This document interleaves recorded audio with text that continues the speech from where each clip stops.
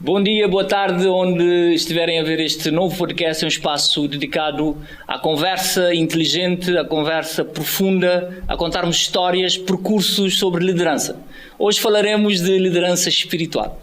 Temos connosco alguém, de certa forma, especial dentro daquilo que é o percurso das lideranças em Cabo Verde, no mundo lusófono.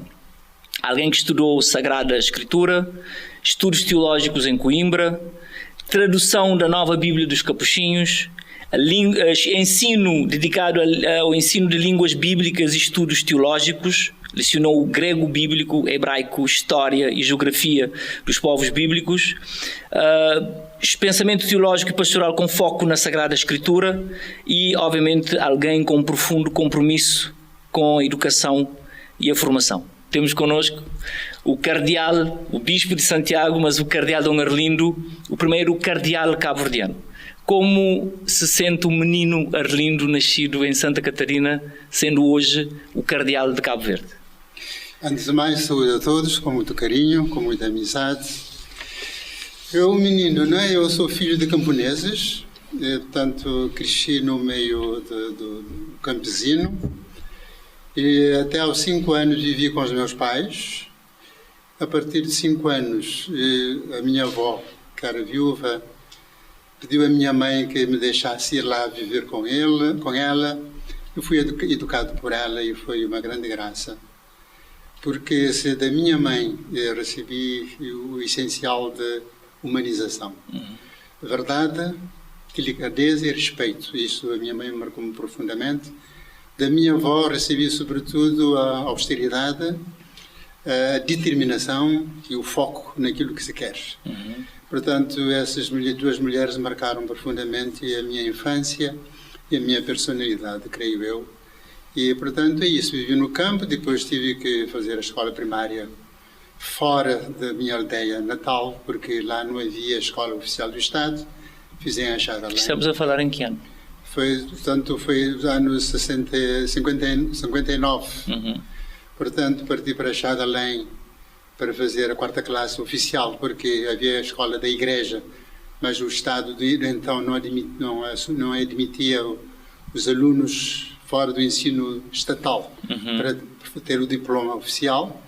Então, a escola mais próxima era Achada-Além, eu estive em Achada-Além, e também foi uma experiência muito positiva, porque lá encontrei outra pessoa que me marcou profundamente, que é a Xinchinha, Maria Livramento Monteiro, filha de Gregório Furtado, em Porto Alifurna, casado com Sérgio na altura, em cuja casa vivi 4 anos, durante o tempo ano letivo, e uma pessoa muito religiosa, muito humana, e que me transmitiu um grande exemplo de fé. Portanto, foi a minha infância até depois entrar para o seminário, aos 13 anos. Fala-se muito em chamamento. Como é que o menino, o adolescente Arlindo, sentiu o chamamento para a vocação para a igreja? Olha, acho que dois momentos importantes. O primeiro momento foi o exemplo e a inspiração do padre Luís Alá, pároco, na altura, pela dedicação, pela entrega e pela defesa da causa dos pobres, dos indefesos, perante as autoridades, perante qualquer forma de prepotência, e ele estava lá com os pobres para defender os pobres de uma forma direta e eficaz. Portanto, isto me marcou profundamente. Eu disse que poderia desempenhar algo semelhante, né, no meu país, a favor do meu povo. A primeira inspiração foi o padre Luís Alá, um missionário suíço, espiritano, pároco durante muito tempo em Santa Catarina, e marcou, acho, todo o concelho e toda a freguesia e não só. O segundo, a minha avó. A minha avó tinha um irmão que era sacerdote, que eu não cheguei a conhecer, e ela, quando se apercebeu do meu desejo de ser padre, me deu um grande impulso, me deu uma grande coragem, com poucas palavras, mas me marcou profundamente e ajudou-me a perceber que talvez fosse esse o caminho que me estava proposto por Deus para seguir. Se voltasse atrás, algum momento específico em que seria um momento de é isto que eu quero? Algum momento, algum acontecimento que, voltando para trás, identificaria como um momento do chamamento? Sim, eu acho que depois da inspiração que me inquietava do Padre Luís Alá, essa atitude da minha avó, quando eu falei com ela sobre aquilo que eu estava a pensar, ela disse uma coisa, disse, abre as tuas mãos. Abri as mãos e disse, tu tens mãos pequenas, mãos delicadas, mão de padre. São coisas muito simples, né? Mas que me ajudou a perceber que a partir desse momento não tive mais dúvidas sérias, quer dizer, dúvidas persistentes. Quer dizer, eu até aos 18, 19 anos não tive dúvidas de que esse era o meu caminho. Durante o percurso houve momentos de crise, mas foram crises de crescimento. E eu sempre tive comigo que para coisas sérias, pelas quais sempre lutei, não se deve decidir de ânimo leve. Não é momento de crise que se tomam decisões que antes me pareciam normais. É passado o tempo de crise, é que com ponderação, depois passado esse tempo de crise, sempre retomei o ritmo de que era esse o meu caminho. Tivemos 3 momentos profundos de crise, mas passados esses momentos me convenci de que era esse. E depois a ordenação, pronto, não admito mais uma crise. Porque o tema, a temática tinha sido suficientemente ponderada e vivida e preparada, de modo que não havia mais motivos para... A hora é para a frente e acabou. Exatamente. Este ponto lembra-me, esse simbolismo dos papas irem ao conclave e saírem do conclave e já não voltarem para a sua paróquia. Como é que o Arlindo... O que é que de Santa Catarina é que o Dom Arlindo Cardeal de Cabo Verde guarda? O que é que guarda da sua infância, do seu familiar, da dureza do tempo e que hoje ainda o guia para preservar essa decisão tão firme de continuar a servir a Igreja? Olha, Santa Catarina eu acho que tem uma cultura específica, às vezes inconsciente, da capacidade de luta, tenacidade, de autoestima, de não permitir o espizinhamento, a humilhação, de não estar muito dependente dos outros. Não sei se está a mudar em alguns aspectos, mas o orgulho do Santa Catarinense é ser responsável, assumir aquilo que quer, lutar por aquilo que deseja e avançar contra a maré. Quer dizer, eu acho que esse é o espírito de Santa Catarina. Acho que, não sei se é por causa da própria padroeira também, que era uma pessoa muito culta, muito inteligente e determinada, mas eu acho que o Padre Luís Alá, durante anos que ele viveu lá, e o estilo do seu ministério, acho que também ajudou a reforçar essa ideia no Santa Catarinense, mesmo que não seja crente. Acho que o específico da cultura santa catarinense é essa capacidade de luta por aquilo que quer e tenacidade, não desistir facilmente e não deixar que os outros nos ponham os pés sobre a cabeça, não é? Nos humilha, nos espizinha. Acho que é um pouco isto. Ao mesmo tempo, o espírito de abertura e de serviço. Acho que o Santa Catarina, eu acho que isto que não é só, não é algo que não seja apenas meu. Acho que em geral do Santa Catarinense, sobretudo até há pouco tempo era assim. Agora a nova geração precisava de ser estudada e caracterizada talvez de uma forma mais objetiva. Falando do mesmo tema, Santa Catarina, o contexto, estamos a falar de antes da independência, 50, 60, o que é que a vivência em Santa Catarina lhe ensinou sobre Deus? Sim, eu vivi sempre numa família muito católica e fui sempre rodeado de pessoas crentes. E as pessoas não crentes conhecias, mas não tinham uma relação muito próxima comigo, né? Mas eu creio que a dificuldade que nós vivemos em Santa Catarina não foram poucas, não é?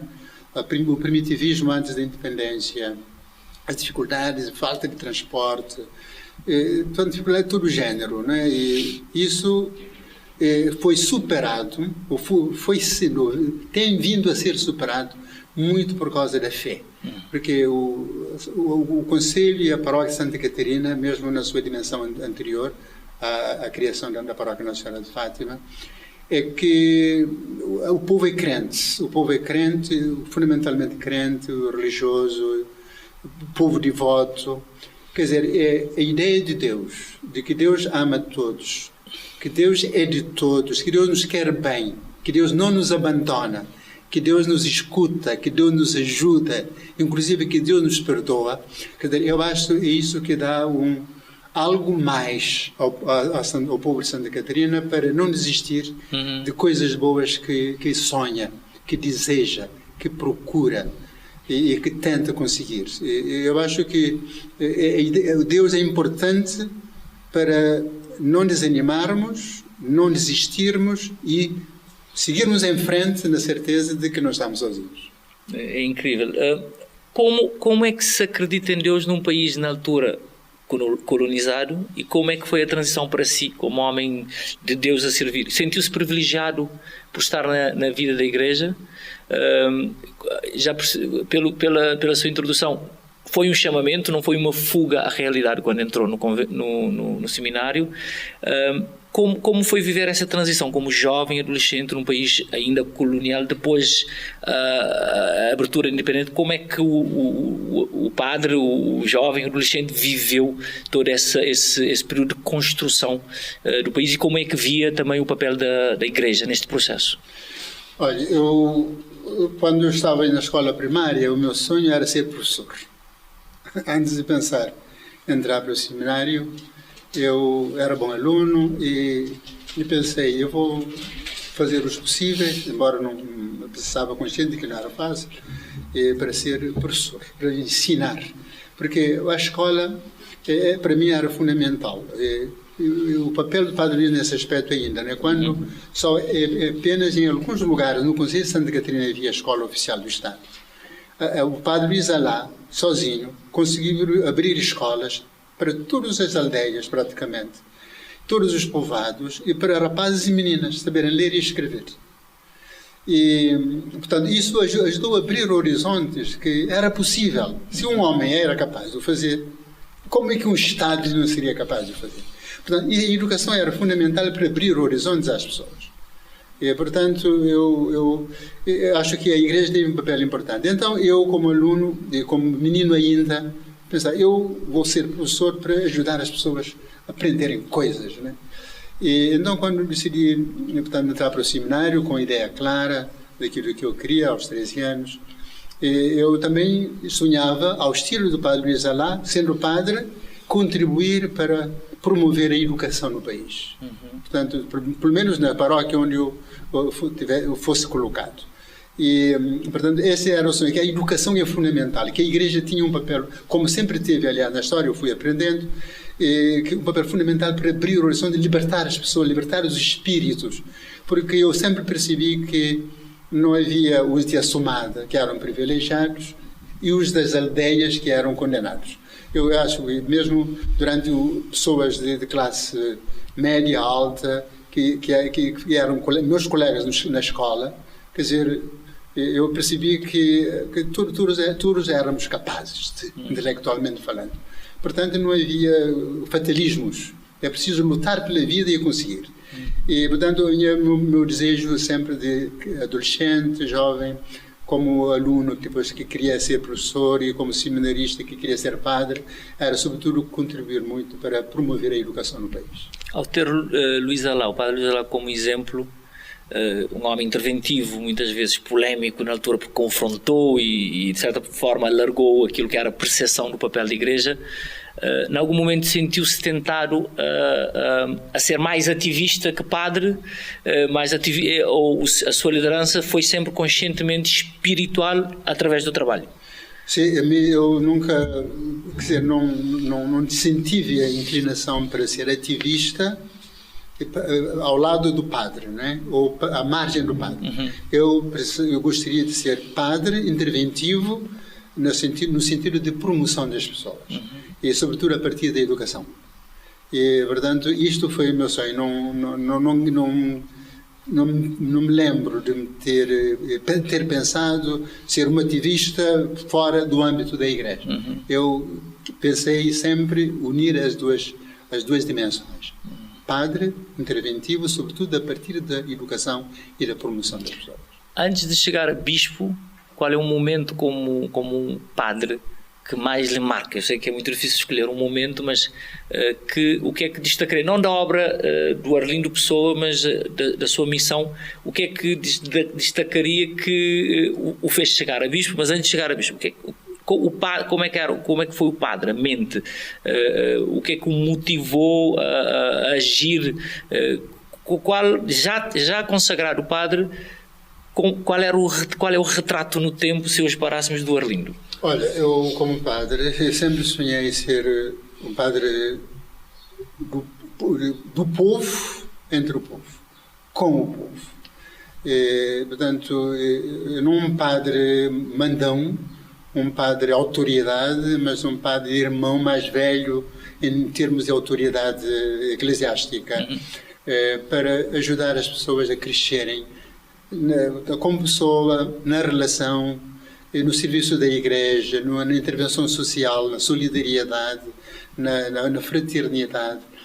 Portanto, isso que eu quis ser. Eu sempre pensei que com Deus é sempre mais valia. Sem Deus ficamos mais pobres, nós mesmos, e não teremos menos capacidade de junto dos outros para os ajudar. Com Deus é sempre melhor. Eu sempre pensei assim, essa foi a minha atitude desde criança. Com os outros, com Deus e em Deus. E, portanto, como eu trabalhei primeiro na Paróquia Nossa Senhora da Graça durante 2 anos como vigário, portanto, numa situação de poucos padres e muita exigência, e sobretudo pessoas que precisavam de falar com o padre, de ouvir o padre, pedir o conselho do padre, eu, padre jovem, mas pessoas adultas, pessoas capazes, mas sempre à procura do padre, a falar com o padre, a ouvir o padre, a desabafar com o padre, a pedir conselho ao padre, a utilidade do padre e a minha incapacidade de dar cobertura às exigências das pessoas e às minhas obrigações outras como padre. Portanto, sempre vi essa tensão de incapacidade de corresponder a todas as solicitações. Portanto, isto também me angustiava muito, porque éramos pouquíssimos padres, sobretudo diocesanos e cabo-verdianos. E depois fui para o seminário e também numa área que eu gostava, que é a formação dos seminaristas. Estive lá vários anos como reitor do seminário de São José, jovem ainda, mas com muitos desafios da nova geração, na altura da Revolução, da pós-independência, e foi complexo, né? Mas tentei fazer o que pude, né? Depois o que me marcou muito foi a minha ida a Roma, para estudar a Sagrada Escritura, que é um curso muito complexo, muito difícil, depois de vários anos de interrupção dos estudos. Mas eu disse, sempre é possível retomar, né? Foi difícil a adaptação inicial, mas consegui terminar o meu curso antes da data prevista e aproveitei o tempo que eu devia ainda estar lá para outras coisas, né, complementares. E concluir o curso de Ciências Bíblicas, com aquela idade, já com 40 e poucos anos, com um resultado bom, e também me gratificou, digamos, pelo esforço, pela dedicação. Mas o momento maior foi quando fui convidado para professor no Instituto Superior Sociológico de Coimbra, e a partir de lá também que os capuchinhos me convidaram para participar na equipa da tradução da Bíblia, da nova Bíblia dos capuchinhos, da difusora bíblica. Quer dizer, acho que foi o momento mais singular da minha vida como padre, foi esse, porque aquilo que eu ajudei a formular ou reformular na tradução da Bíblia, eu tinha consciência, tanto peso, né, de responsabilidade de ser aquilo que eu escrevo, aquilo que eu digo, vai ser proclamado como palavra de Deus. Quer dizer, forte. É uma responsabilidade muito grande. Mas eu fiz com gosto, também é um trabalho de equipa, a gente fazia o seu trabalho, mas depois discutia com os colegas, né? Eles faziam os trabalhos deles, era uma equipa, nós discutíamos o trabalho de cada um em conjunto. Né? O encontro era regular em Fátima, na Casa dos Capuchinhos, para discutirmos, e então isto foi o momento mais exaltante da minha vida como padre. E, portanto, propondo um texto de tradução que seja proclamada, apresentada como a palavra de Deus. É uma responsabilidade enorme. Como é que fica o ego da pessoa, do indivíduo, quando faz este trabalho? Quem lê o currículo e o percurso do Dom Arlindo vê que algo que qualquer indivíduo normal na sociedade proclamaria como excepcional e a todo momento estaria declamando. Eu fiz isto, tenho estudos, falo grego, bíblico, hebraico, história. A profundidade da formação do Dom Arlindo é, de certa forma, não diria desconhecida. Quem tem interesse conhece. Mas como é que fica a pessoa está sempre lá, para além do cargo. Como é que o Dom Arlindo lida como pessoa e como líder da Igreja com o facto de certa forma, esta exaltação não ser possível e não ser necessário, se calhar? Olha, eu sempre percebi e aprendi aquilo que João Batista diz, que para mim, nesse aspecto, eu não sou nenhuma pessoa extraordinária. Tudo o que eu sou e tenho, recebi da sociedade, da família, da sociedade e sobretudo da Igreja. Eu devo muito à Igreja. Eu devo muito à Igreja. Por isso tenho muito amor e gratidão à Igreja. A Igreja de Jesus Cristo. E, portanto, São João Batista dizia, é preciso que eu desapareça e que Cristo cresça. Portanto, junto das pessoas. O importante não é a minha pessoa. O importante é Jesus Cristo, que precisa de instrumentos para estar ao serviço da humanidade, que Ele quer salvar, que Ele ama e quer salvar. Portanto, nós recebemos dons, recebemos promoção e apoio dos outros, da sociedade, da Igreja, para nos capacitar um bocadinho melhor, não quer dizer que estamos super capacitados, para darmos um contributo positivo para a sociedade e para a Igreja. Portanto, eu devo muito à sociedade, devo muito à Igreja, aquilo que eu puder dar é fruto daquilo que eu recebi. Porventura, com o meu esforço, terei acrescentado algo pessoal e retribuo. E quanto mais retribuo, mais ganho. E esta é a atitude que acho que é mais realista e mais objetiva. Quer dizer que neste momento não há uma briga entre o ego e está completamente... Eu estou ao serviço se puder ser útil e muito bem, porque recebi muito dos outros. Como é que, por aquilo que conversamos aqui, naturalmente se tornou o líder, não é? Como é que definiria a liderança espiritual numa sociedade que cada vez mais se pede mais secularizada e mais laica, digamos assim, e como vê a liderança espiritual num país como Cabo Verde, um pequeno arquipélago que tem ligações e ramificações por tudo, mas como é que se percebe o que é que seria a liderança espiritual no mundo de hoje, vindo de um país como Cabo Verde? Olha, eu parto do princípio de que Jesus Cristo é o modelo do homem, né? Eu acho que não é por acaso que quando Pilatos o condenou, aceitou a condenação imposta pela multidão, ele apresentou Jesus Cristo ao povo e disse, eis o homem. Quer dizer, não encontrou nada de mal nele. E para mim, Jesus Cristo é o modelo do homem. Quer dizer, tudo aquilo que recebi de Jesus Cristo, nós podemos receber de Jesus Cristo, tudo é humano. Tudo promove a realidade humana, portanto, nas suas múltiplas dimensões. Portanto, liderança, eu não sei se sou líder, mas o que eu procuro ser é aquilo que eu recebi de Jesus, aquilo que a Igreja e a sociedade me ajudaram a aprofundar de Jesus e da sua mensagem, me deve ajudar a ser mais humano e por isso também a lidar com os outros como humanos como eu. Portanto, em atitude de respeito, de colaboração, de escuta, de trabalho em conjunto. É isso que eu procuro fazer. E não sou eu, somos nós. É o sentido do nós, porque a própria realidade, o conceito da Igreja é o nós, é a comunidade de crentes. Portanto, nós pensamos, nós planificamos, nós executamos, nós nos promovemos mutuamente, nós nos cuidamos uns dos outros. Quer dizer, é o sentido do nós que acho que é importante. Agora, quando se faz isso, tendo em conta o modelo, a presença e a força de Jesus Cristo, que não se engana nem nos engana, Talvez nisto esteja a chamada liderança espiritual. Porque para mim Jesus está em primeiro lugar, é o homem, é a imagem, é o ideal, é o foco. Mas Jesus Cristo não está lá. Jesus Cristo também está cá. Jesus Cristo está ali, está em cada um. Portanto, é isto que me anima a promover todos, sobretudo nos cargos que eu desempenho, procuro não fazer sozinho. E, portanto, criamos um nós, discutimos, decidimos, avançamos, distribuímos as tarefas e avançamos juntos. Portanto, talvez seja uma forma de liderança não comum, no sentido de arrastar pessoas atrás de si, mas sobretudo de promover a comunhão e avançarmos juntos para um horizonte que almejamos também em conjunto. Como é que se lidera para a tolerância, de certa forma? O Laurindo vem de uma instituição perene no tempo, consolidada, não cristalizada, consolidada como instituição, que tem uma visão clara do mundo a partir da sua doutrina.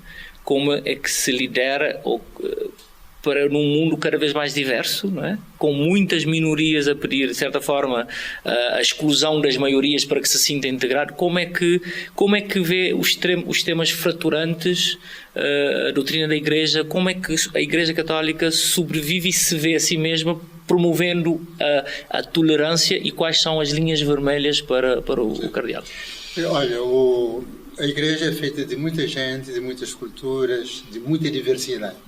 Portanto, essa ideia, portanto, que o Papa Francisco sugeriu e propôs à Igreja para o aprofundamento. Não que não existisse, mas mais no subterrâneo, quer dizer, de uma forma pelo menos implícita. Agora o Papa Francisco tornou uma coisa explícita para aprofundamento, porque o futuro depende muito disso. É a sinodalidade. Né? Unidade no essencial, naquilo que não for essencial. Portanto, tem que haver pluralidade. A Igreja é plural, mas une na sua essência, na sua essência. Naquilo que Jesus Cristo ensinou, de uma forma explícita, segundo o nosso entendimento em cada época, porque o entendimento da mensagem de Jesus Cristo vai se aprofundando no tempo, né? Vai se aprofundando e vai se melhorando, vai se ampliando, né? Porque a capacidade humana de compreensão é progressiva, não é exaustiva de imediato, portanto é progressiva. E Cristo é mais do que nós, o ensino de Jesus Cristo é mais do que a nossa capacidade atual de compreensão em cada época, né? Portanto, naquilo que é essencial, segundo a nossa compreensão atual da mensagem, nisto deve haver, e, portanto, a comunhão. Mas a expressão da realidade pode ser diferenciada. Aquilo que não é essencial tem que ser diversificada. Portanto, é nisso que eu situo a tolerância, portanto, a combinação das diversidades, não é? A convivência nas diversidades, mas a comunhão é essencial. Portanto, muita coisa que se poderia fazer desta maneira pode ser de outra maneira. Eu não insisto absolutamente que seja como eu gostaria que fosse. Mas, bom, se acharmos que assim também dá, muito bem. Mas eu pessoalmente achava assim. Mas o essencial é a meta que nós pretendemos todos alcançar, por ser por caminhos diferenciados. Quer dizer, isto temos que ter o espírito aberto, o espírito de abertura, para que as coisas não se façam dessa forma, porque eu gosto assim, eu prefiro assim, não. Podemos experimentar também e ver, quem sabe, né? Podemos experimentar e ver. Portanto, esse espírito plural, né? Essa abertura de espírito é fundamental, desde que não prejudique o essencial, que para mim o essencial é a verdade, a justiça, o amor, não é? Portanto, isto é fundamental. E aquilo que Cristo ensinou, isto para nós é claro assim, para mim é claro assim, a minha convicção é esta, a minha compreensão é esta. Portanto, desde que não traia a minha consciência, eu não me admiro nada e não me oponho a nada que seja diferente, né? Quer dizer, mesmo que não seria o meu modo preferível de fazer, mas os outros têm direito de experimentar, para além daquilo que eu penso, porque eu não tenho monopólio de nada. Não é? Portanto, a tolerância é nesse sentido de procurarmos o melhor, com foco, mas os procedimentos, as formas de lá chegar, são vários. Vários caminhos levam a Roma, levam ao mesmo objetivo. Exatamente. Portanto, isto é importante para deixar também experimentar outras formas além do tradicional, porque sempre foi assim, não funciona. O Papa Francisco insiste muito nisso. Não podemos fixar-nos na atitude de que sempre foi assim. Não pode. Exatamente. Não pode. Falando em Papa Francisco, foi reforma ou ruptura? Como é que vê o legado do Papa Francisco agora que temos um novo Papa? como é que vê Francisco? O que é que ficou de Francisco? Quais as marcas de Francisco na Igreja? São marcas que permanecem sem a sua presença física? O que é que foi absorvido da forma muito peculiar de Francisco ser Papa? E que igreja deixou Francisco e que marca Francisco deixou a cidade, que também é o Papa que lhe tornou cardeal? Olha, o Papa Francisco foi um marco na Igreja. Na ruptura não, em absoluto, ele mesmo não admitia isto. Portanto, a Igreja continua a ser a mesma, mas com marcas, com nuances específicos do Papa Francisco. O Papa Francisco, ele, como ele mesmo gostava de dizer, é um homem que gostava de abrir processos, desencadear processos, não abrir de zero, mas desencadear processos. Por exemplo, essa coisa de sinodalidade. Desencadeou esse movimento dentro da Igreja que existia latente, ou pelo menos implícita, mas que agora ele tornou mais explícito, mais fulcral, até para a Igreja do presente e do futuro. Foi reafirmado por Leão XIV logo no seu primeiro discurso. Exatamente. E porquê isto? Olha, antigamente, nós vivíamos em sociedades, digamos, fechadas, quase em absolutismos. O rei, o chefe manda. A sociedade foi se tornando cada vez mais democrática, onde os direitos individuais, as ideias de cada um, foram marcando, foram desenvolvendo e ainda estão crescendo, não a todos os lugares, infelizmente, mas caminhamos cada vez mais para aí. A opinião, o pensamento de cada um vale. E a Igreja não é democrática. A Igreja é hierárquica, mas hierárquica e sinodal. Quer dizer, todos têm direitos, todos têm deveres, todos têm um lugar, todos devem participar. Portanto, as características da sinodalidade é escuta, participação, comunhão, missão. Todos os batizados. Todos os batizados precisam ser escutados e escutar os outros. Escuta recíproca. Participação. Tem direito de dar uma opinião, de trabalhar concretamente em determinados projetos, conforme os âmbitos. Na Igreja, a Igreja é ampla, né? E depois a comunhão, o essencial. Não podemos pôr em causa a comunhão, porque Cristo é a pedra, não há outra pedra básica, pedra angular, é Jesus Cristo. Portanto, aquilo que Cristo ensinou, não vamos discutir. Se Cristo disse isto, e nós compreendemos que é assim, se nós somos cristãos, seguidores de Cristo, não vamos dizer que não é assim. Porque é preciso ver. Vamos ver assim, exatamente o que Cristo quis dizer. Essa é a exegese. Não mudar. Hermenêutica. Para aprofundar bem aquilo e compreender bem aquilo que Cristo disse. Mas pôr em causa aquilo que Cristo disse é mais. Não, porque eu penso diferente, não. Quer dizer, então não somos cristãos. Portanto, somos outra coisa. Né? Nós somos seguidores de Cristo. Depois, a missão. Aquilo que Cristo disse e nos enviou a fazer, devemos cumpri-lo. E ir por todo o mundo levar o Evangelho, toda a Escritura. Não em termos de mensagem apenas, claro. É preciso levar a mensagem. As pessoas são inteligentes para compreender algo e seguir. Mas, sobretudo, pela qualidade de testemunho. Nesse aspecto que o Papa Francisco dizia, a Igreja cresce por atração. Porque os valores do Evangelho são profundamente humanos. Portanto, se nós vivemos o Evangelho a sério, tornamos atraentes para os outros. Eu gostaria também de experimentar, de ver. Eu gostaria de ser assim. Porque os valores do Evangelho nos ensinam a ser humanos e, ao mesmo tempo, com essa certeza de que nós somos filhos de Deus, herdeiros com Cristo de vida eterna. Portanto, abre horizontes para além do tempo. Portanto, o Papa Francisco deixou essa marca de sinodalidade que é fundamental para a Igreja de hoje e do futuro, onde todos se sentem com direito a participar, a intervir, a colaborar. Não é? Portanto, é isto. Mas o Papa Francisco, também em termos, para além da Igreja, em termos ecológicos, ele marcou o mundo a dar um salto de qualidade em termos de cuidado pela casa comum. O que é uma realidade que ninguém de bom senso e em perfeito juízo põe em causa. Portanto, o Papa Francisco abriu horizontes novos à Igreja, adintra, mas também abriu horizontes novos no sentido de dar um impulso para uma realidade urgente, importantíssima e determinante para o futuro da humanidade, que é a questão ecológica. E fê-lo, como fez, como Papa, com uma repercussão mundial. Mesmo os que não estão de acordo com ele e não querem ouvir, procurarão saber o que é que disse o Papa Francisco a esse respeito, não é? Portanto, marcou a Igreja e marcou o mundo. E, além disso, ele, como muitas vezes dizia, nós não nos podemos contentar com eventos. Nós temos que desencadear processos que, depois de nós, continuam. Porque são um bem, um benefício para a humanidade, um benefício para a sociedade, um benefício para a Igreja. Portanto, o Papa Francisco é um homem de visão, não é um homem que vive o tempo atual. É um homem que, a partir do tempo atual e com a experiência da história, quer contribuir para projetar o mundo para um futuro que seja mais humano, mais fraterno, mais feliz, mais solidário.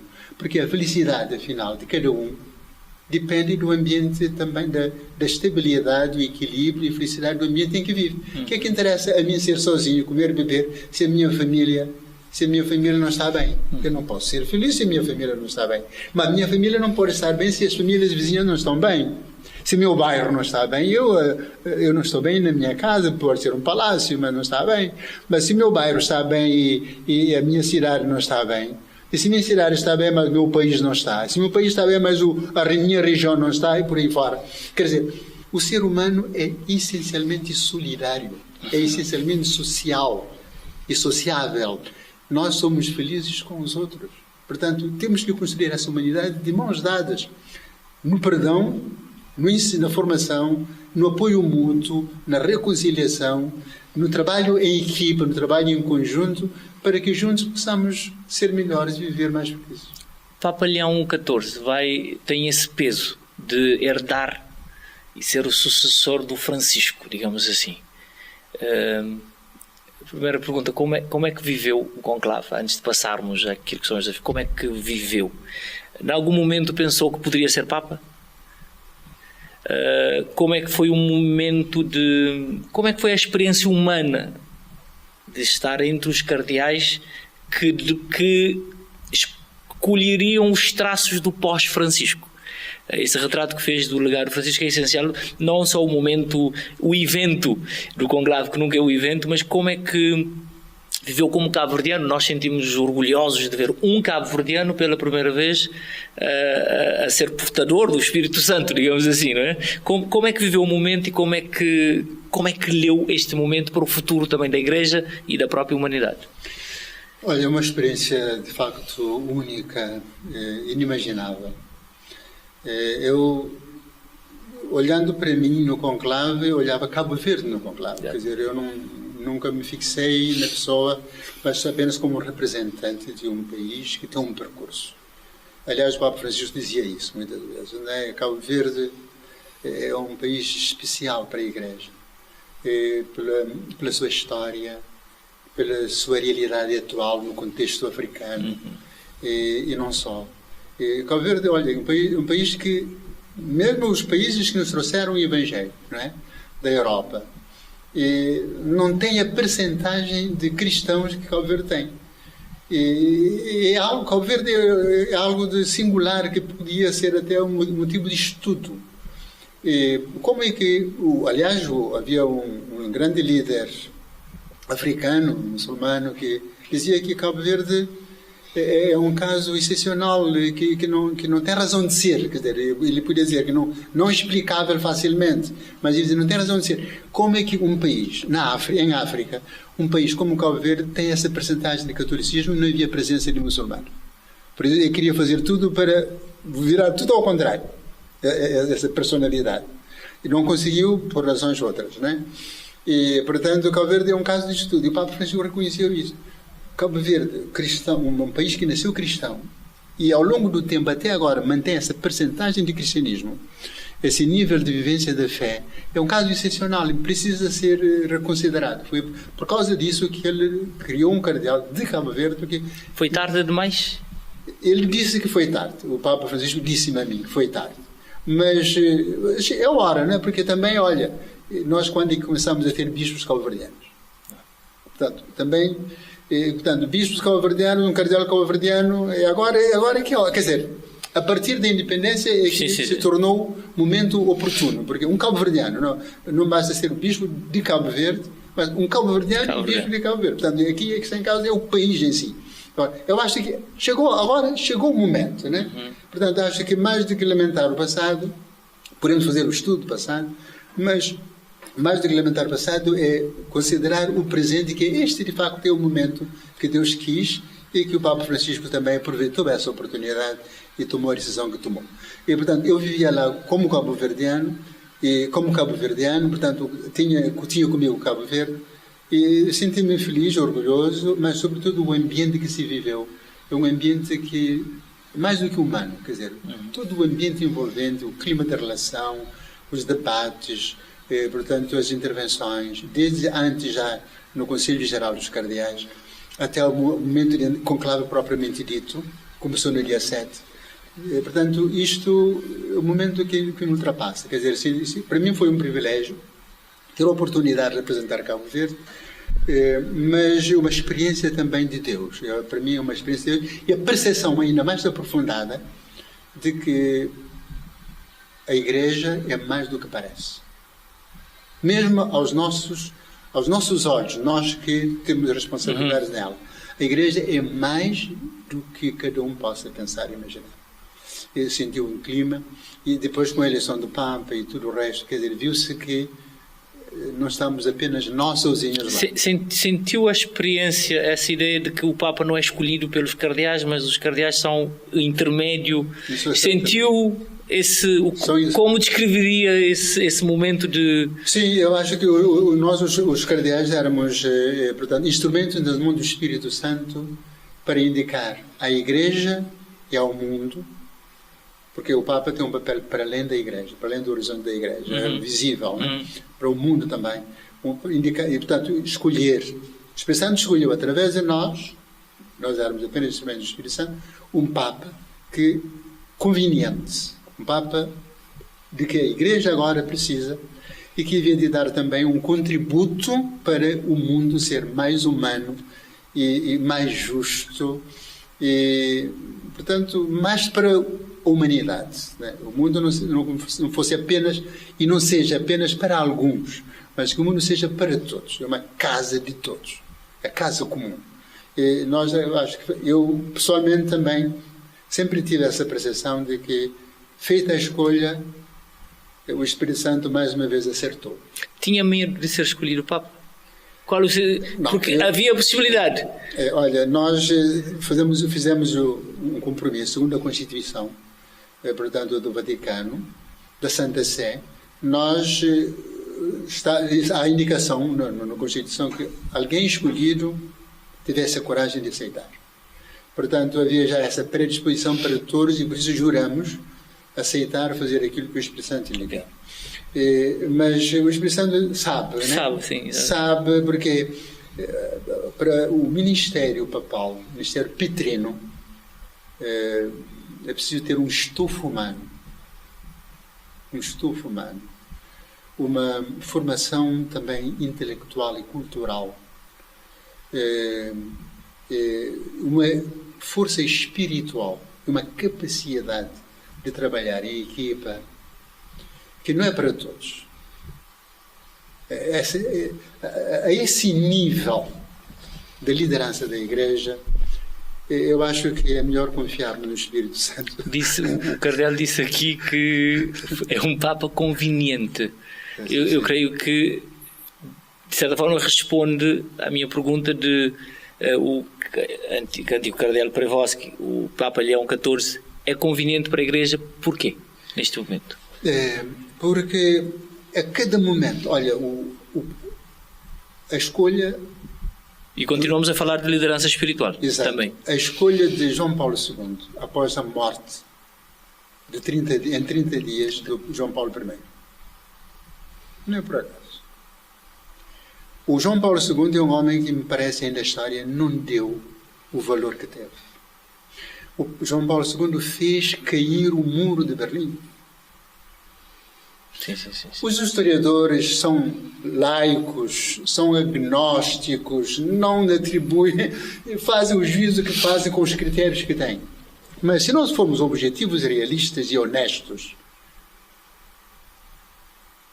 João Paulo II contribuiu para a queda do muro de Berlim, para Glasnost, soviético, com o Gorbachev, fez cair o comunismo e despertou o mundo para a queda das ditaduras de países, de regimes monolíticos. Contribuiu e não acabou, mas deu um salfanão que abalou as raízes desses sistemas anti-humanos. Veio na hora certa, ninguém contava, ninguém esperava. Deus providenciou. Eu espero que a história um dia, com objetividade, com serenidade, com honestidade, faça jus a João Paulo. A Igreja já fez, santificando. Sim, com certeza. E não santificou também não por acaso, né? Sim, com claro, grandes sinais claro. próprios. Né? Depois veio o Bento XVI. Na hora H, como intelectual, como teólogo, com a sua capacidade de distinção das coisas, para pôr cada coisa no seu lugar. O João Paulo II era filósofo, mas era um homem do terreno.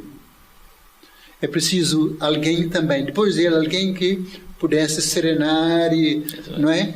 Porque certas coisas nas suas devidas gavetas, no seu devido lugar, de uma forma profundamente intelectual, racional e também espiritual, mas é preciso arrumar algumas coisas para ficar cada coisa no seu lugar e não... Então, depois de João Paulo II depois do Bento XVI veio Francisco, que abriu novos horizontes, sacudiu tudo, pôs um pouco com outro estilo, mas um pouco à semelhança de João Paulo II, que mexeu com tudo. Agora vem depois de Francisco, vem também vem estratificar as coisas um bocadinho para conservar o equilíbrio e prevenir qualquer risco de fraturação. Virá arrumar as coisas. Ele compreendeu isso logo do... Naturalmente, ele é um filho de Francisco. Não é? Ele foi feito de cardeal por Francisco e logo chamado ao Vaticano. Esteve lá. A experiência que teve foi providencial, de Cúria, já com Francisco, que o preveniu agora. Quer dizer, ele tem a formação intelectual, a formação cultural, a experiência missionária. Viveu 20 anos, cerca de 20 anos no Peru, como missionário nos países mais pobres e exigentes. E é filho de imigrantes, não é? É filho de imigrantes. E depois, com a experiência de Cúria, ele tem uma experiência multifacetada que lhe dá o estofo para não só compreender os problemas que existem em diversos âmbitos, mas também para com quem dialogar, com quem se assessorar, para encontrar caminhos novos para arrumar as coisas. E, ao mesmo tempo, as coisas boas, dinâmicas boas que o Francisco desencadeou, ajudou a desencadear, continuam, mas de uma forma organizada, de uma forma mais serena, juntando as pontas todas para evitar qualquer risco de fraturação, de fragmentação, e as coisas continuam. A Igreja caminha assim, cada um vem no momento próprio para fazer aquilo que é preciso, deixando espaço a outros que virão dando o seu contributo para o nível mais alto. Os rituais da Igreja parecem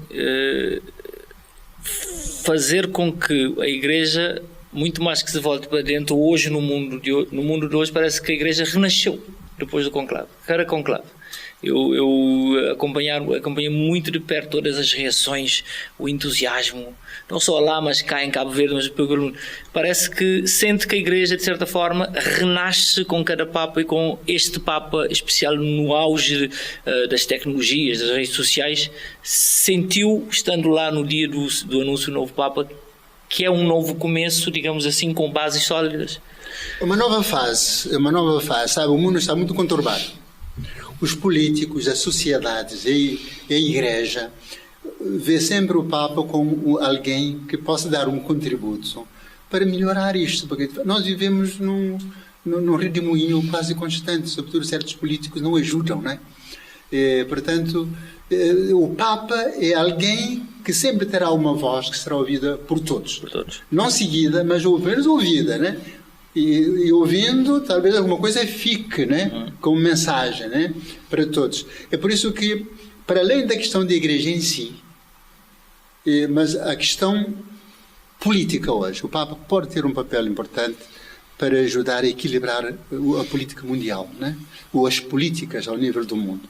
Mas o problema é a questão da própria humanidade. A humanidade hoje vive num momento de certa desorientação. Quer dizer, hoje quase nada é nada. Quer dizer, o relativismo.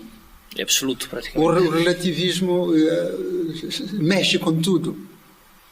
E, portanto, o Papa e a Igreja, nós temos uma mensagem que é nossa, né? Como Cristo dizia, a minha doutrina não é minha, mas é daquele que me enviou.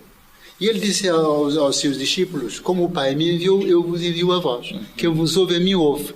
Quer dizer, nós temos um ensinamento de Jesus Cristo, que profundamente humano, e que no momento, sobretudo, de desorientação, de falta de verdades, de não verdades, de absolutas, de permanentes, de uma fluidez constante, onde nada tem consistência.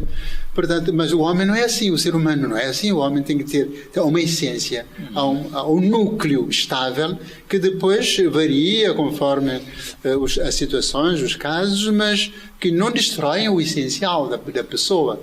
E hoje pouca gente está seguro de alguma coisa, né?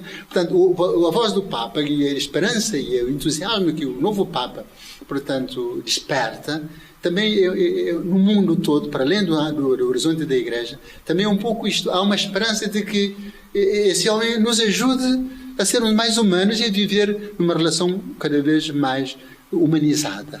É? Vendo Leão XIV, saberá ele lidar com, tendo este papel de arrumar, com a imagem que o Orlando disse, arrumar certas coisas na sua gaveta, lidar com as portas abertas pelo Papa Francisco, nomeadamente a bênção dos casais do mesmo sexo, a questão climática, a questão de certa forma, mediação e proximidade dos sítios onde há territórios com conflitos.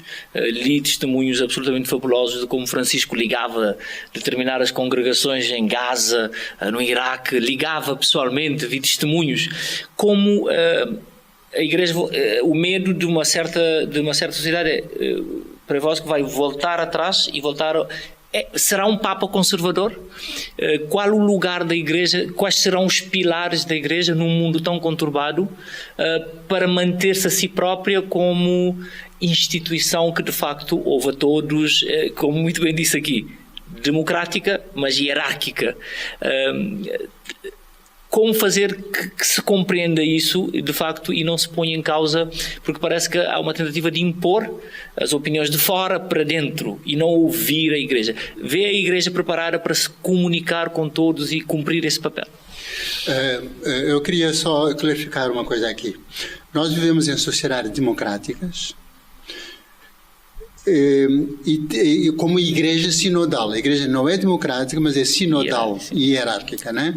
Mas vivemos em sociedade democrática. E isto combina.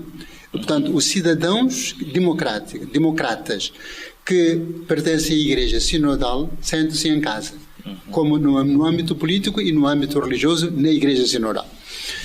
Mas tem a sua hierarquia, que é a última instância, aquela que toma a decisão, porque é a promessa de Jesus Cristo também. Agora, essa ideia de conservador e de progressista na Igreja não é exatamente, não tem o mesmo conteúdo no ambiente secularizado, né? Portanto, a Igreja é essencialmente conservadora nesse sentido. Eu vou explicar isso bem para não criar isso. Sim, é importante. A Igreja é conservadora porque a mensagem que nós recebemos de Cristo não podemos alterar. É perene no tempo. A mensagem que recebemos de Jesus Cristo, nós somos filhos de Deus, somos irmãos uns dos outros, não é?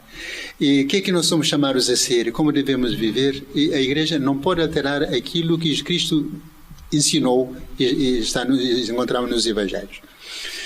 Portanto, nós temos que conservar. Eu transmito para vós, de São Paulo, aquilo mesmo que eu recebi. Cá 1 Coríntios 11. Transmito para vós aquilo que eu recebi. Portanto, agora, o problema é a forma de lidar, de transmitir, de acompanhar as pessoas para chegarem lá. O Papa Francisco falava do processo da gradualidade. Eu nasci numa família cristã, vivi numa família cristã, aprendi desde pequeno como viver cristamente. Há pessoas que não tiveram esse percurso. E vão aprendendo com o tempo. Portanto, é preciso, aqueles que estão em qualquer situação, o importante é conhecer Jesus. Perceber como cada pessoa é amada de Jesus, é amigo de Jesus. E Jesus nos ama incondicionalmente a ponto de dar a sua vida por mim. Então vou aprofundando meu conhecimento e minha relação com Jesus. E à medida que eu vou aprofundando isto, eu vou ver, mas Cristo me pede isto, e não é por acaso, não é por imposição, é para o meu bem, para o meu crescimento, para a minha realização plena neste mundo e também para a eternidade.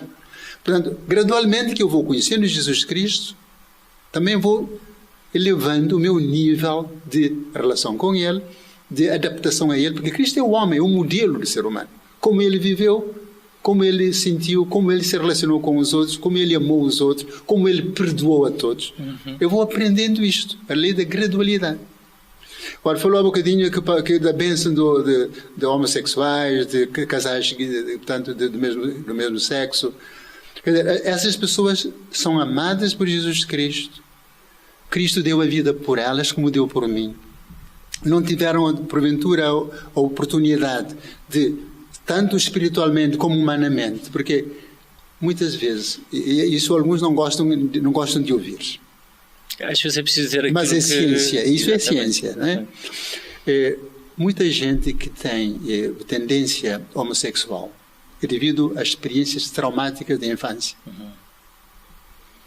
As pessoas que rejeitam de tal maneira o pai, porque a relação com o pai foi tão traumatizante, tão dramática. Não querem ser como o pai, não querem ser homem como o pai.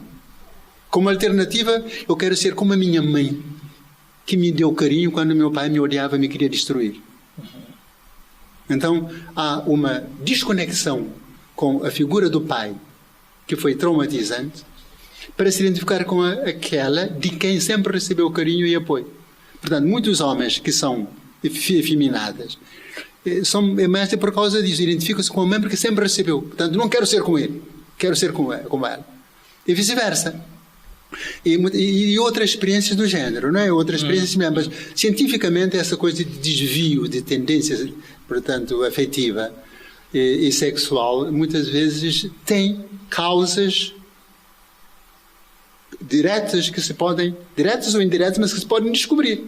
E a partir daí, hoje, através da psicoterapia, é possível levar as pessoas a reviver, acompanhado de técnicos especialistas da área, um momento fraturante, para reconstituir a sua evolução, superar esta fase, tomar a sua dinâmica e voltar à vida. Mas os defensores da ideologia do género não gostam de ouvir falar disto. Porque não há debate, não é? Não há debate possível, quer dizer, é anticientífico. Porque só a ideologia é impositiva, é absoluta, é impositiva. Mas pensa que este deve ser um tema central na Igreja hoje, esse debate, ou a Igreja simplesmente deve pautar por uma visão mais... Eu estava a dizer isso precisamente, quer dizer, nós devemos acolher as pessoas como são e ajudá-las a fazer o seu percurso, se quiserem. Exato. Porque o Evangelho nunca é imposto, é sempre uma proposição. Cristo nunca impôs nada a ninguém. Se quiseres, para a Igreja é esta. Como é que vê a Igreja cabo-verdiana no contexto de todas essas dinâmicas de tentativas, se calhar, de secularização da sociedade, de um pouco estranhamento de fés e de rituais públicos? Vimos há dia no Estádio Nacional uma moldura humana absolutamente incrível para quem o Estado é laico, mas o povo não é laico. A Igreja, como bispo, como cardeal, como é que sente os rituais da Igreja, a fé do povo cabo-verdiano? O foco nisto, a fé. Independente, porque, de facto, para mim as polémicas e as visões, eu queria que as pessoas compreendessem o Dom Arlindo, o líder espiritual da Igreja Católica, de uma comunidade. Como é que sente o povo cabo-verdiano neste momento, na sua fé, a viver a palavra de Deus? Olha, há uma verdade de fundo. A relação com Jesus Cristo, que é a fé. A adesão à pessoa de Jesus, Ele com o Pai e o Espírito Santo, Santíssima Trindade. A fé em Jesus Cristo pela experiência minha, a experiência de muitos cristãos, a fé faz bem e não faz mal. Bento XVI, o saudoso, dizia aos jovens a Munique, né? Jesus não tira nada, só acrescenta. Não tira nada daquilo que seja bom para nós, só acrescenta e potencia. Portanto, a fé faz bem. Agora, há pessoas que têm uma experiência de fé problemática. Porque eu, como padre, posso ter uma atitude muito injusta e agressiva com uma determinada pessoa. A pessoa me vê como representante da igreja. Então, as pessoas dizem, eu nunca mais ponho os pés na igreja, eu nunca mais quero ter qualquer proximidade com Jesus Cristo, porque o padre ciclano não me tratou bem, me tratou mal, foi injusto para comigo, não foi atencioso para comigo, etc. Quer dizer, isso quer dizer que a pessoa não tinha uma fé amadurecida. Porque uma pessoa amadurecida, e temos tantos exemplos de pessoas que têm problemas com padres, com religiosos, mas diz, o padre fulano me fez isso, me fez aquilo, me fez aquilo outro.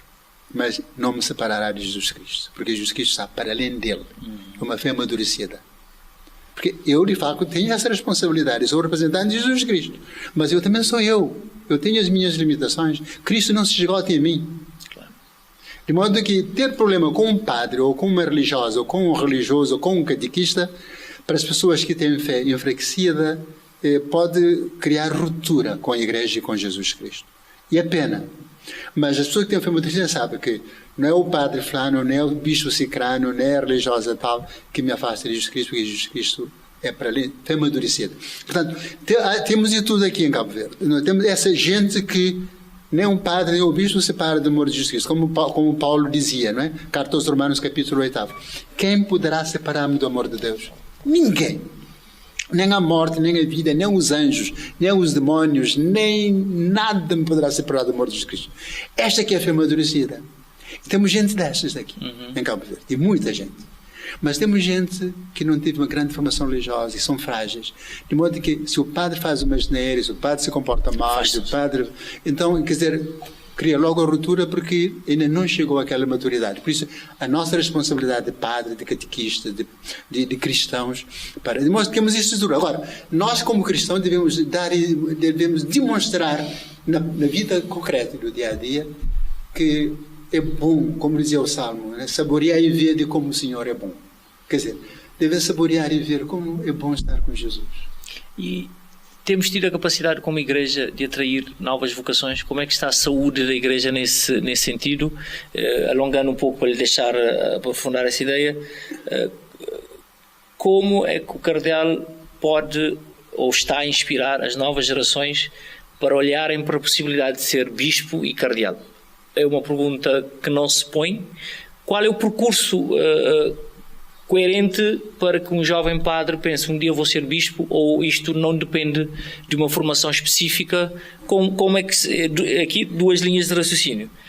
Como é que se faz este percurso padre, bispo e cardeal? Do outro lado é como é que vê a fé dos nossos jovens, a capacidade da igreja recrutar, e como se pode inspirar pelo trabalho para que percebam que podem, que valores, que ética, o que é cultivar para que de facto isso aconteça? Há duas coisas, e uma delas é absolutamente imprescindível, né? No fundo é o papel do Espírito Santo, que toca o coração das pessoas e que faz despertar sementes no meio de pedregulhos e de campos, portanto, estéreis ou improváveis de produzir qualquer coisa, né? O Espírito Santo é capaz de fazer isso. Portanto, o mistério, a vocação é algo de misterioso, algo de espiritual que já vem digamos, de uma dimensão, portanto, que diz respeito ao Espírito Santo. Agora, a outra parte, a parte humana. A parte humana é que, pelo menos nós que estamos no terreno, que a nossa vida, de facto, seja um exemplo de que é possível viver, portanto, desta maneira, de uma forma feliz, tranquila, serena, sentimos realizados. Quer dizer, as pessoas, no fundo, gostam de sentir-se felizes, realizadas naquilo que são, naquilo que fazem. Se nós, os padres, nos mostramos realizados e felizes naquilo que somos e partilhamos essa felicidade com os outros, isto humanamente pode ser atrativo. Agora, é preciso que o Espírito Santo faça a sua parte e que as pessoas assumam, portanto, essa dinâmica evolutiva até chegar lá. Mas o indivíduo, a vocação do indivíduo é para ser padre. Quer dizer, o problema é até o sacerdócio há essa dinâmica. Agora, para bispo e para cardeal já nos ultrapassa. Isto já não depende, não. Porque para ser Mas como bispo, é que a hierarquia da Igreja vê? Que atos, que comportamentos é que é valorizado pela hierarquia? Para escolher, exatamente. O bispo é escolhido. O bispo é escolhido se o indivíduo tem uma fé, portanto, clara, é dedicado, humanamente, intelectualmente equilibrado. Então, dentre esses, e também tem capacidade de relacionamento e de trabalhar em equipa e administrativa. E, portanto, é um conjunto de fatores que depois a Santa Sé, que tem os seus canais de informação. A Santa Sé, cada padre tem o seu dossiê. Tem o seu dossiê, e sabe. Então, ele saberá, portanto, escolherá, e consultando também, faz consultas no terreno. Portanto, para ver o que é que você acha disto, daquilo, o que é que você acha, tem várias formas de obter informações, depois junta tudo isto e no fim faz uma proposta. E o que é que você, entre A, B e C, ou entre A e B, o que é que vocês acham? Então, no fundo, fazem uma escolha para ser bispo. Para ser bispo. E para cardeal depende diretamente do Papa. O Papa não consulta ninguém. O Papa Francisco, para nomear cardeal, não consultou ninguém. Tinha os meus dados, a meu respeito, e tinha... Como é que se sentiu? O primeiro cabo-verdiano, com pós-independência, com os símbolos nacionais dos documentos, como é que se sentiu enquanto cabo-verdiano? Ao ser escolhido? Eu não, na altura, quando ouvi a primeira notícia, eu estava nos Engenhos, né? Eu estava a celebrar, substituir o parco no domingo. Eu não acreditei, quer dizer, isto é brincadeira de mau gosto. Depois, quando vim a saber que era verdade, senti-me esmagado, né? Porque peso da responsabilidade e a dimensão do ministério, porque o cardeal já assume na Igreja uma dimensão universal, porque é o conselheiro do Papa, e portanto é o colaborador próximo do Papa, tem outra dimensão. E depois, eu acostumei-me à ideia. E depois, quando eu falei com o Papa Francisco pessoalmente, quando fui a Roma e tal, então pronto, eu disse, era para ser mais tempo, sabe? Era para ser mais tempo. E então falamos e pronto, e acho que eu sou convencido também como Santa Catarinense de que aquilo que o outro é capaz de fazer, também nós seremos capazes de fazer. Quer dizer, cada um faz o que pode, o melhor que pode, e não está obrigado a mais. E, portanto, é isso. Deixe-me fazer-lhe uma pergunta. É feliz? Muito feliz. Como é que definiria essa... Quer dizer, sinto-me na minha pele. Eu acho que estou no lugar que Deus quis para mim e que, sobretudo, procuro ser útil, procuro fazer bem à Igreja e à sociedade naquilo que está ao meu alcance. Quer dizer, recebi tanto aquilo que eu puder dar de uma forma ou de outra, ou de muitas formas, portanto, devo dar. Porque a minha perfeição também está nisto. A perfeição não está em acumular coisas, está na qualidade de contributo humano, ético, espiritual, intelectual, que posso dar para os outros, tornando a sociedade mais crescida, mais humana. E, portanto, a felicidade está nisto, na consciência do bem que a minha vida pode ser também para um outro, até com um sorriso, com uma escuta, com uma presença, com um toque no ombro, portanto, com a presença, com a disponibilidade. No mundo de hoje, o que é que seria ser rico? Ser rico e ter sucesso, digamos assim, para desconstruir também a própria nominação deste podcast. A melhor riqueza, para mim a riqueza única é a riqueza humana e espiritual. Verdadeira riqueza, a qualidade da pessoa e a sua capacidade de influenciar os outros também para se sentirem humanas, amadas e queridas e acolhidas e próximas e colaboradoras, não é? Quer dizer, para mim a riqueza é esta, porque tudo o resto são meios. Os meios materiais e outros meios, digamos, tecnológicos são meios ao serviço da pessoa. Qualidade da pessoa e qualidade do seu relacionamento com os outros, promovendo os outros a assumirem também um relacionamento de qualidade e uma vida, portanto, responsável. Para mim, a riqueza humana é isto. Pessoa de bem, que se sente na sua pele e que ajuda os outros a serem felizes e a serem melhores. Muito bem. E recebendo dos outros também. Quer dizer, quem dá, recebe. Tem que receber, sim. Estamos a terminar. Algumas perguntas rápidas. O papel, na sua perspectiva, qual é o papel das mulheres? Já falou sobre isso? O papel das mulheres na Igreja Universal, mas também aqui, qual tem sido o papel das várias congregações religiosas na Igreja e no trabalho social que a Igreja tem feito ao longo dos séculos? Eu acho que uma das grandes dons, dádivas de Deus à humanidade são as mulheres. Sem a mulher nada existe, nada funciona. Sem as mulheres nada funciona, nem mesmo na Igreja. As mulheres são uma espécie de anjo da guarda, que muitas vezes não são consideradas, não são estimadas, que fazem o homem viver, a humanidade existir e sentir gosto pela vida. Sem as mulheres nada funciona, nada existe. Nem na Igreja, nem fora da Igreja, nem nada. As mulheres são mais do que aquilo que nós possamos imaginar. E é pena. A pena é ficar no passado, não é? Nós precisamos, mulheres e homens, portanto, perceber isto, ser mais justos, mais equitativos para com as mulheres. As mulheres merecem tudo de nós, tudo do ser humano, homens e mulheres, para serem reconhecidas, para serem ajudadas, porque as mulheres foram feitas para ajudar, foram feitas para cuidar, são feitas para dar qualidade à existência. E nós devemos ser mais reconhecidos e dar meios às mulheres para nos ajudarem mais. Portanto, as mulheres são tudo quase para a sociedade e sem as mulheres nada. Portanto, eu recebi muito das mulheres. Eu recebo muito delas, da colaboração. E eu tenho consciência da dimensão das suas intervenções na sociedade. E eu tenho imensa gratidão para com as mulheres e respeito. E por isso, tudo aquilo que eu puder fazer para apoiar, para ajudar, para animar, para agradecer, só Deus poderá retribuir às mulheres aquilo que fazem para a humanidade. Humanidade de Deus.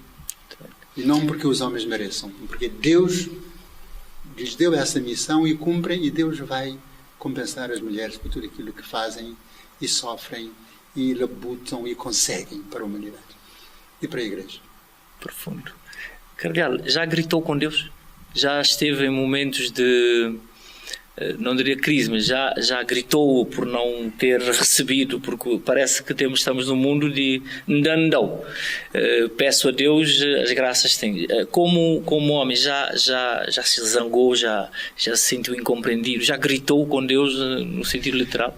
Eu não gritei contra Deus, como alguns grandes santos têm feito, mas eu tenho dito: Deus, tu é que sabes. Tu é que sabes. Tudo nas tuas mãos. Sobretudo, diretamente a Jesus. Eu sou tenho uma relação muito direta com Jesus, né? Com o Pai, com o Espírito Santo, com certeza, porque assim se vai dar. Mas Jesus é a revelação do rosto do Pai, né? Como ele mesmo disse: eu sou quem me vê o Pai, né? Portanto, eu falo sobre tudo mais com Jesus. Jesus, tu sabes, tu é que sabes, tu é que sabes. Aceitação, né? Sim, aceitação, mas confiando de que ele vai fazer alguma coisa. Porque há muitos momentos, tem havido muitos momentos em que Jesus, tu é que sabes, eu vou dormir e tu é que sabes. Resolve. E habitualmente aparece de madrugada, a gente acorda com uma ideia e coisa, e depois nunca.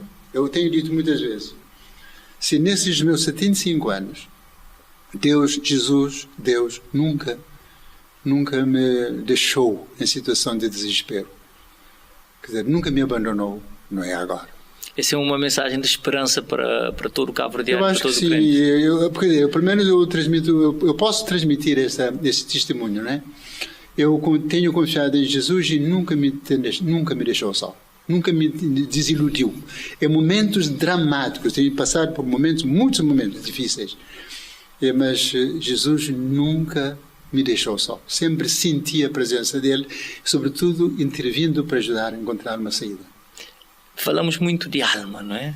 Muita gente vai às igrejas na ideia de quero salvar a minha alma, não é?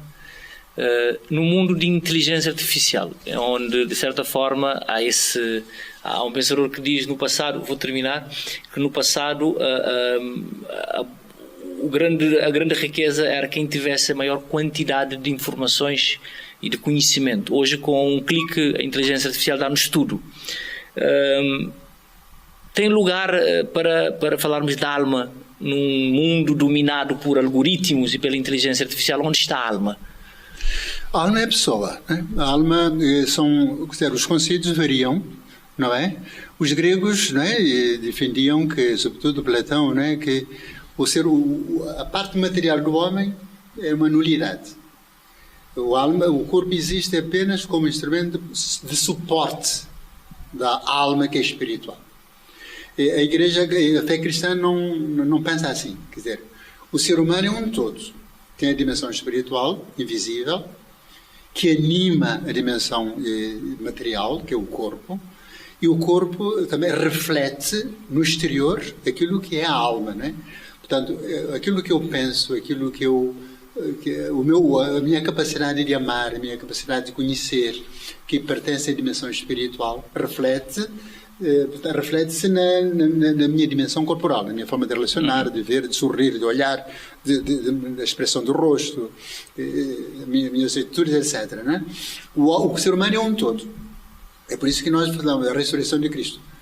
Cristo tinha como ser humano e ser divino uma dimensão espiritual, uma dimensão corporal. O corpo ressuscitou. São Paulo nos fala claramente que o nosso corpo não desaparece. Quer dizer, mesmo que fisicamente desaparece e é comido pelas traças, né? ou se desfaz em corrupção, mas Deus, como aconteceu com Jesus Cristo, a maneira que só Ele sabe, não é? Vai ressuscitar esse corpo que não terá mais características do corpo físico. Porque o Cristo ressuscitado entrava e saía com portas fechadas, com paredes, né? Portanto, é chamada subtilidade de outras dimensões do corpo glorioso, né? Portanto, a alma está ligada ao corpo e o corpo não se desligará totalmente da alma, mas será transformado para a eternidade. Porque a eternidade não é um lugar, é um estado de vida. Porque o corpo não ocupará espaço. Quer dizer, o homem ressuscitado não ocupará espaço. Como Deus não ocupa espaço. Como Jesus Cristo ressuscitado não ocupa espaço. Mas o homem de hoje tem consciência de alma? O homem pode não ter. Sobretudo o homem vive sufocado, sobretudo a partir do iluminismo. Que o homem passou a ter consciência de que nós antigamente centralizávamos a nossa preocupação na pessoa de Deus para nos ajudar a resolver problemas. A partir do iluminismo houve cada vez mais a consciência de que nós não precisamos de Deus, sobretudo com novas filosofias ateias, sobretudo Nietzsche e companhia dela. Nós não precisamos de Deus, nós matamos Deus, fazemos aparecer Deus para nos firmarmos nós, não é? Portanto, houve uma descentralização de Deus para o homem, antropocentrismo. Uhum. Mas o homem sabe que o homem tem altos e baixos, não é? O homem não é, felizmente que o homem não é a última solução, felizmente, né? Porque o homem é tão miserável, é tão frágil, mesmo que dê aparência de potente, de omnipotente, é tudo mais barulho, é mais bluff, não é? Temos grandes capacidades, uns com os outros e em Deus, e para Deus, que é a fonte de tudo bem. Portanto, o homem não tem por que esse engano ideológico ou filosófico. Mas cada vez mais vai se percebendo que mesmo a estrutura do cosmos feita de uma forma tão inteligente, tão complexa, mas tão funcional, que não pode vir do acaso. Quer dizer, isto qualquer um que pense a sério com a sua inteligência limitada vê que há qualquer coisa que nos ultrapassa. Basta ver o que existe na realidade no cérebro humano, cérebro humano. Na criação, no cosmos, o que há de mais brilhante, de mais complexo, de mais extraordinário, de mais maravilhoso, não pode vir do acaso. O cérebro humano, nosso cérebro humano, o meu cérebro, o cérebro de qualquer criança faminta que anda por aí, não é, a morrer de fome, como acontece em Gaza e noutras paragens. O ser humano é tão maravilhoso que basta pensarmos um bocadinho, não é verdade? Portanto, muita gente hoje não pensa, não dá espaço à alma, mas não quer dizer que não existe. Quer dizer, felizmente que existe, né? O Papa Sauroso Bento XVI dizia que a existência de Deus é uma exigência ética. Quer dizer, há tanta gente que faz tanto mal no mundo. Isso não pode ficar impune. Quer dizer, deve haver um momento, racionalmente pensando, refletindo, né? Haverá certamente um momento, questão de justiça natural. Deve haver um momento em que essa gente parece omnipotente no mundo e faz tanto mal, tanta injustiça. Haverá um momento que, diante de um ser supremo, seja levado a reconhecer: isto, aquilo está errado e não está bem. E reconhecer isto é a base para a reconciliação e eventual salvação, porque Deus é misericordioso. Cardeal, vamos terminar mesmo com esta pergunta e este desafio. Se tem medo da inteligência artificial? O Papa Leão XIV abordou isto, se não no seu discurso inicial, mas logo o primeiro. E como é que o Cardeal gostaria de ser visto? Que legado? E uma mensagem final à Igreja, aos padres, para terminarmos esta conversa. Olha, a posição da Igreja perante a inteligência artificial. Como eu disse, tudo o que existe e tudo o que o ser humano possa inventar, possa construir, inventar a partir de alguma coisa, construir a partir de alguma coisa, né? A inteligência artificial veio a partir de alguma coisa, inteligência humana e instrumentos que o homem fabrica, né? Tudo são meios que podem ser utilizados, e meios que podem ser utilizados pelo homem, sempre com algum risco de algum equívoco, para o bem ou para o mal.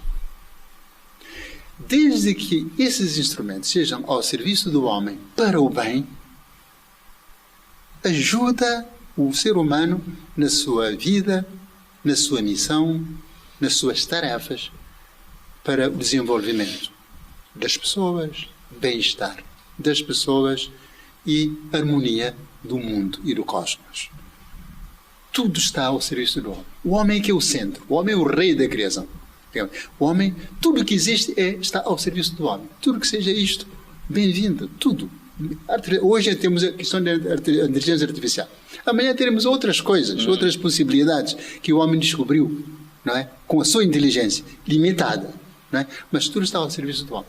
Até aí, muito bem. Portanto, a Igreja não tem problema. Só que o homem tem que estar preparado para fazer bom uso de tudo. A faca da cozinha. A faca da cozinha é tão útil, é tão prático e a gente precisa, mas é faca que serve para preparar alimentos para a gente comer. Não é para matar o vizinho que está ao lado, ou quem está ao lado, né? Portanto, tudo é bom, é bem-vindo, desde que seja instrumento para um bem melhor. Quanto ao resto, ao meu legado. O legado, quer dizer, as pessoas é que vão ver na minha vida, nas minhas tarefas, naquilo que eu tenho contribuído também com os outros para realizar, aquilo que for bom, for útil e que for aconselhável. Tudo está contextualizado. Tudo está contextualizado. Aquilo que eu faço hoje, tanto o outro que virá depois pode fazer outras coisas melhores. Quer dizer, porque eu faço aquilo que me parece necessário hoje com as pessoas que eu tenho. com os meios que eu tenho. Amanhã o outro virá. Se aquilo que eu fiz continua, que eu fiz com os outros, continua útil, muito bem. Terá tempo de pensar outras coisas e com outra gente, e com outros meios, com outros instrumentos, fazer melhor para crescer, para complementar, para aumentar. Portanto, é isto. Quanto ao resto, mensagem final à Igreja, a Cabo Verde. Sim, uma mensagem final é que eu recebi muito e sou muito agradecido. Eu peço aos pais e mães, homens e mulheres, educadores, professores, que deem o melhor que têm aos filhos. Sobretudo, amor, verdade, justiça, ética, não é? E nem tudo o que parece é. Portanto, ensinar aos filhos o discernimento para não confundir as coisas. E nós precisamos de coisas necessárias para vivermos com qualidade, mas não... a nossa vida não melhora de qualidade com simples acumular de coisas materiais. Mas, sobretudo, nós devemos valorizar as nossas pessoas e depois, para podermos também melhorar a qualidade da nossa relação e daquilo que fazemos, também em benefício dos outros. Sempre com esse espírito aberto de receber, multiplicar e retribuir. E quanto mais dermos, mais recebemos. Todos ficamos mais felizes e mais ricos uns com os outros. Arlindo, muito obrigado. Muito obrigado por esta conversa, digamos assim, profunda. Eu espero podermos ter revelado aos cabo-verdianos um pouco do seu estilo e da sua história. Agradecido. Muito obrigado e bom trabalho. Obrigado. E ficamos aqui no primeiro episódio, primeira conversa profunda com o Dom Arlindo. Espero que esta conversa seja repetida muitas vezes em muitos lares, em muitos países, que os cabo-verdianos conheçam melhor o nosso cardeal, mas sobretudo se inspirem nessa história que mais do que liderança é uma história pessoal profunda, um cabo-verdiano como qualquer outro que consegue um percurso absolutamente extraordinário, que inspire e que nos motive a ser cada vez melhores seres humanos. Até breve.